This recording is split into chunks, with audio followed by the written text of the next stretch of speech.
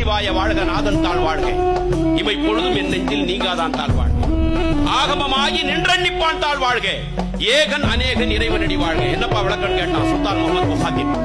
சொன்னாரு ஏகன் என்றால் இறைவன் ஒருவன். அப்படியா? குர்ஆன் கூட அதான் சொல்லுது. சரியா சொல்றாரு, வேற என்ன சொன்னார்? ஏகன் இறைவன் ஒருவனாய் இருக்கிறார், அநேகன் அவன் எல்லா உயிர்களிலும் இருக்கிறான் என்று சொன்னார்கள். அப்படியா? இதை சொன்னவர் யார்? மாணிக்க வாசகர். எதுல சொன்னார்? திருவாசகத்தில். வேற என்ன சொல்லி இருக்கிறார்? அடங்கியவர்களுக்கு அப்பா போற்றி, இத்தி தண்டின் கீழ் இரு மூவருக்கு அத்திக்கருடைய அரசே போற்றி, தென்னாடுடைய சிவனே போற்றி, எந்நாட்டவருக்கும் இறைவா போற்றினார். என்னப்பா இதுக்கு பொருள்னு கேட்டான் சுல்தான் முகமது முஹாத்திப். துர்காராவ் சொன்னார், தென்னாட்டில் இவனுக்கு பேரு சிவன், எந்நாட்டவருக்கும் இறைவன். தென்னாட்டில் இவருக்கு பேரு சிவன், எந்நாட்டவருக்கும் இறைவன். இவர்தானா?